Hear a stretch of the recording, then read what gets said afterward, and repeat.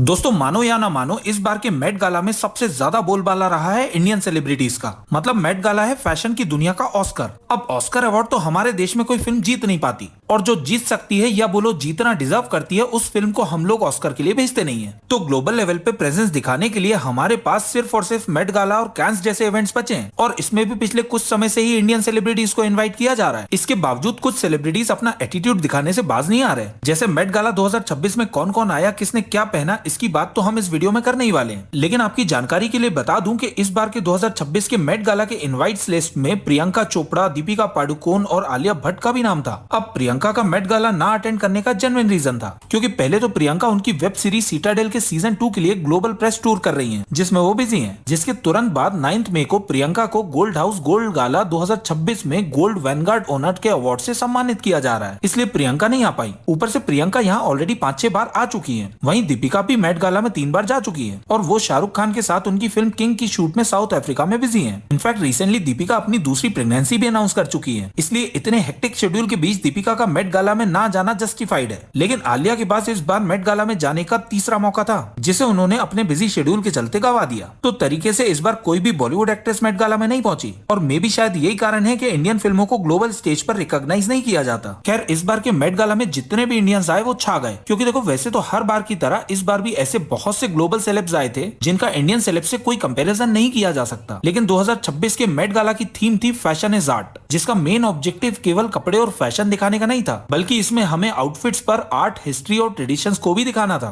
और जब भी आर्ट और ट्रेडिशन की बात आती है तो इंडिया को इग्नोर नहीं किया जा सकता। इनफैक्ट आगे बढ़ने से पहले बता दूं कि किम कार्दाशियन भी इस बार मेट गाला 2026 में इंडियन आउटफिट ही पहनना चाहती थी, और ये ड्रेस थी दीपिका पादुकोण की बाजीराव मस्तानी वाली आइकॉनिक ड्रेस। हालांकि दीपिका और संजय लीला भंसाली ने इसे देने से मना कर दिया, क्योंकि देखो वैसे तो किम कार्दाशियन जैसी ग्लोबल सेलिब्रिटी अगर मेट गाला में किसी इंडियन आउटफिट को पहनती हैं, तो इससे इंडिया का ही फायदा है। लेकिन किम का पास्ट रिकॉर्ड काफी खराब है, क्योंकि साल 2022 में मेट गाला में किम ने लेजेंडरी एक्ट्रेस मर्लिन मुनरो का 1962 वाला आइकॉनिक गाउन पहना था, जिसको ऑक्शन में 40 करोड़ से भी ज्यादा कीमत का बेचा गया था। लेकिन सोर्सेस के हिसाब से किम ने इस आइकॉनिक गाउन को डैमेज कर दिया था, इसलिए दीपिका और संजय लीला बंसाली ने बाजीराव मस्तानी वाली ड्रेस देने से किम को मना कर दिया। बाकी देखो इस बार के मेट गाला में करण जौहर पहली बार गए थे, और मेरे हिसाब से जितने भी इंडियंस यहाँ थे उनमें से करण जौहर का ही सबसे ज्यादा इंटरेस्टिंग और आर्टिस्टिक आउटफिट लग रहा था, जिनका outfit famous painter Raja Ravi Varma से इंस्पायर्ड था, और करण के पूरे आउटफिट पे राजा रवि वर्मा की पेंटिंग्स थी। और इस आउटफिट को डिजाइन किया है मनीष मल्होत्रा ने, जिस आउटफिट में राजा रवि वर्मा की हमसा दमयंती, कादम्बरी, देयर कम्स पापा, शकुंतला